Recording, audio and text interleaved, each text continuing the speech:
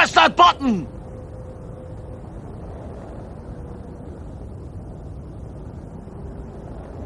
Okay.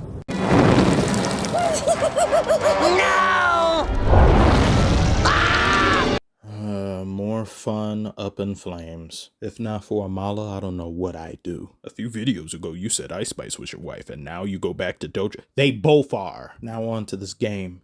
Rick. What was this, Rick? Why didn't you call a timeout? Let me guess, you didn't want them to come up with a play and set their defense. You wanted to push the pace, catch them off guard. But you guys were getting locked up, put behind bars with no chance of parole for the better part of the entire second half. So to me, drawing up a play, coming up with a plan would have been better than just running and gunning, because that didn't work out for you at all for multiple stretches in the second half. I am not trusting of the Celtics. I haven't been for the better part of a few years now. Ever since they faced the Warriors in the 2022 finals, I have looked at them sussily. Imagine seeing King Kong. For those of you who saw the recent movie, tell me how it was. I had no desire to see this one after how generic and bland the other one was. But picture seeing King Kong, right? He looks intimidating, he looks imposing, but when he bangs on his chest, he accidentally collapses a lung. That's how I feel about the Celtics. They're back dwellers. They need their backs against the wall in order to play like themselves. They're just a procrastinating student in school. I've made this allusion before in the past for other things, but that's how the Celtics operate. For whatever reason, whenever I would make a video reacting to a Celtics game, which I've done so at least 4 times, but none of them were successful in getting uploaded because they kept getting copyrighted. And it was only happening with Celtics games. I don't understand that. Hopefully this one works out. You have no idea how painful it is to have a video done yet you've worked on. You've had multiple and they just get blocked or they disappear. I've had a few videos literally disappear and I upload it. It just infinitely loads. I don't get it. But that's not what we're talking about. We're talking about the Celtics. I didn't want to just pick and choose them losing. There were people asking for my reaction to them losing to the Heat with no Jimmy Butler, and yes, that was very embarrassing. That video got blocked, so it just didn't happen. A couple more blocked videos later, we arrived to Game 1 versus the Pacers, which I also had that finished, and it didn't work out. But I wanted to make light of this stat in that video, which to me is just the story of the Celtics. High expectations, rightfully so, met with mediocre play and embarrassments and disappointments. You should not have a stat like that, winning as many games as you did in the regular season and just being the squad that you are. I don't care if Porzingis is injured. You lost when you had him against the Heat. Both of these respective teams in the Pacers and Celtics have had a lot of things go their way against their opponents to get them to the next level, and most of those ways involve injuries. Pacers facing the Bucks with no Giannis, even though I think they had a pretty good chance of winning that series anyway, considering how they had slapped the Bucks around most of the regular season. Against the Knicks, half the team was hospitalized, and now we arrive here in Boston. I really wanted the Knicks versus Boston. That would have been so toxic. Oh my, that would have been beautiful. Could you imagine the Celtics and Knicks fans against each other? Oh my, that's a movie. Not this year, maybe next one. Then you have the Celtics facing Heat, no Jimmy Butler, and then Cleveland, Donovan Mitchell missed a game or two, as well as Jared Allen. But despite that, I must say, these games that the Celtics and Pacers have put on against each other, I guess with the exception of Game 2, were all really good thrillers. Those were great. Going down to the final seconds and minutes, Jaylen Brown with that corner 3 that I did not think he was going to hit. That was just sensational. And then you've got Tatum this game doing great. You've got a lot of the other Celtics in general, just the 3-pointer in which they were shooting. When you see this pass, beautiful. And then to Horford was torching them from 3, sensational. Also, this Derek White reckless play, they called it, was nonsensical to me. How can he possibly land without moving a little bit forward? His forward momentum wasn't even all that in the first place. It's not like he was charging, running at him. And I say, well, yeah, that's a clear violation of what the current rules are. He's supposed to land eventually. What, is he going to stay up in the air forever? And they say he did this with intent. Well, I was like, how? Where? They make playing defense in the NBA such an unattractive thing to do. They give everything to the offensive player and nothing to the defensive player, like bare bones to work with. The story of this game has been the story of the series thus far, where the Pacers just shit the bed at the end of the game.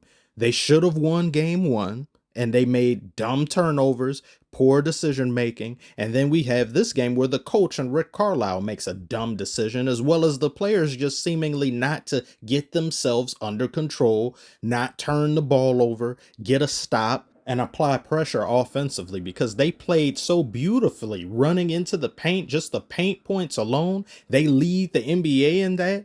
They were working the Celtics in the first half. In this game, like many others, looks like it'll be over in the first half, and then a team somehow finds a way to take their foot off the gas pedal and shove it down their throat and crash and burn. I saw a reporter ask Tatum time the game was over, well, this lead that they established and you guys are able to battle back, and he says, well, no lead is safe in this league. Is it really the fact that no lead is safe because of just a three-pointer and teams just being so offensively gifted?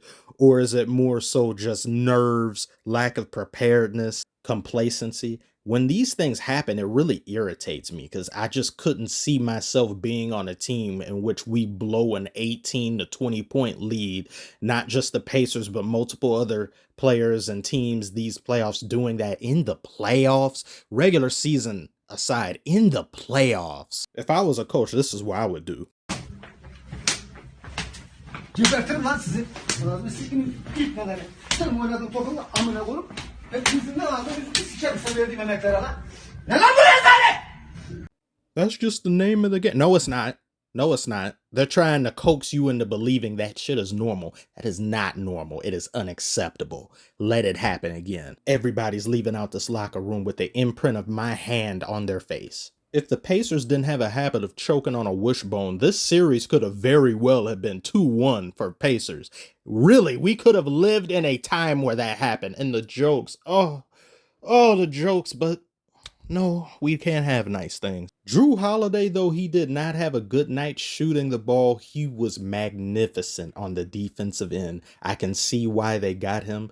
The Bucks look more and more foolish getting rid of him in favor of having Dame, who doesn't and cannot ever even dream of doing what Drew Holiday does on the defensive end.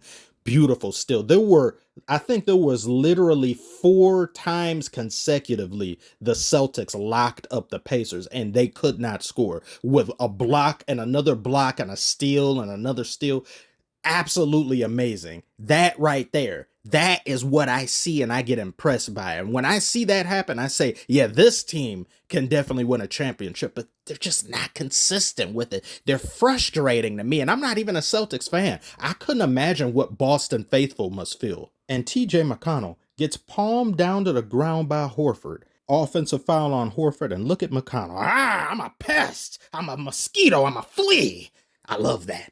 This man was whooping so much ass his contact lenses came out. I've never seen that before. Imagine doing so much damage that you can no longer see the person who it is you're beating to death.